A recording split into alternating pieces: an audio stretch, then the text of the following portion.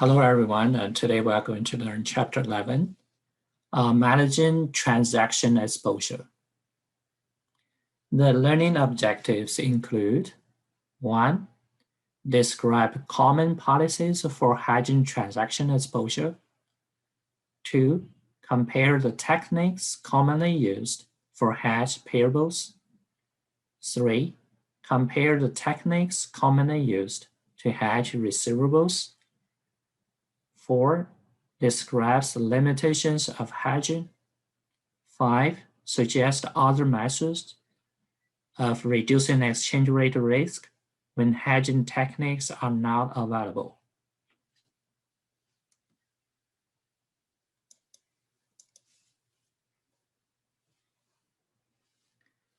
A multinational company may decide to hedge part or all of its non-payable transactions using forward or future hedging, or money market hedge, or current option hedge.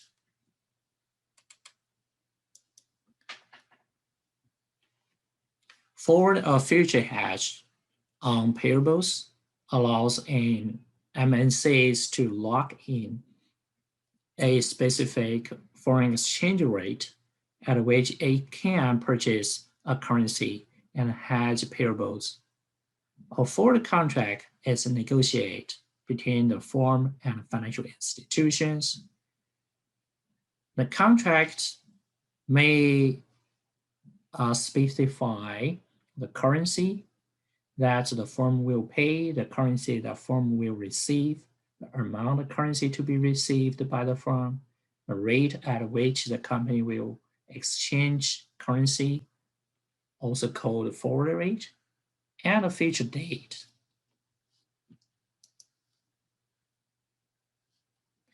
Money market hedge on payables involves taking a money market position to cover future payables position.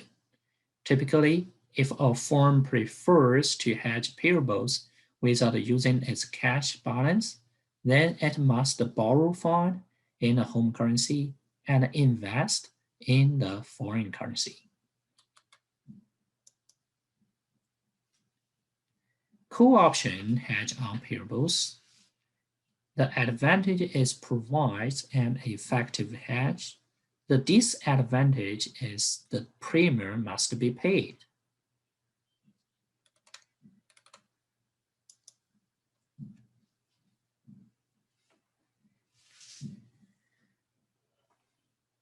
Comparison of techniques to hedge payables. The cost of forward hedge or money market hedge can be determined with certainty. The currency call option hedge has different outcomes, depends on the future spot rate at the time payables are due.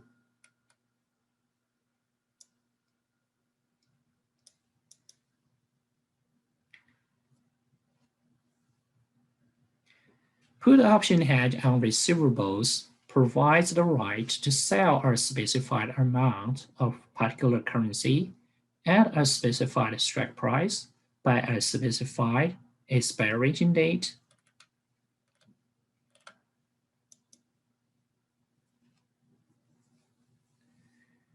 Evaluating the hedge decision by estimating the real cost of hedging receivables versus the cost of receivables if not hedged.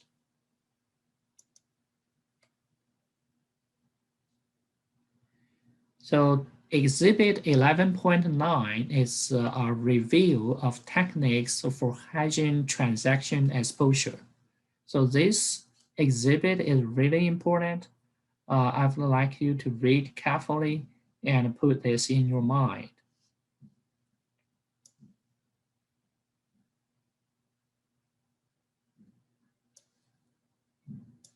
Now we come to the conclusion of this chapter. An MNC may choose to hedge most of its transaction exposure or to selectively hedge. Some MNCs hedge most of their transaction exposure so that they can more accurately predict their future cash flows and inflows, outflows, and make a better decision regarding the amount of financing they need. Many MNCs use selective hedging, in which they consider each type of transaction separately. To hedge payables, a future or forward contract on the foreign currency can be purchased. Alternatively, a money market hedge strategy can be used.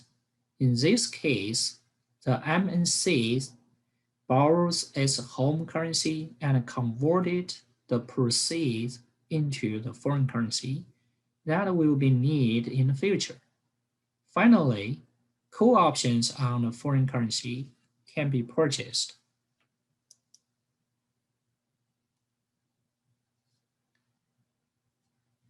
To hedge receivables, a futures or forward contract on a foreign currency can be sold. Alternatively, a money market hedge strategy can be used. In this case, the MNCs borrow foreign currency to be received and convert the fund into its home currency.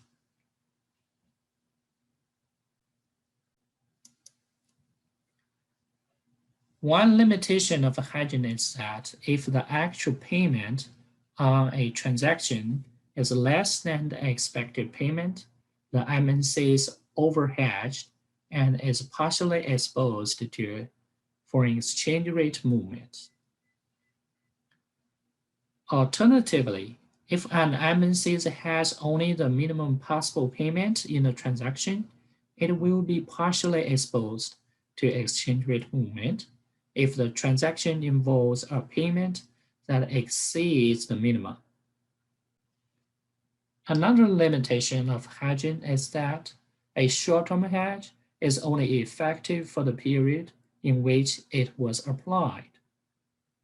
One potential solution to this limitation is for an MNC to use long-term hedging rather than repeatedly short-term hedging.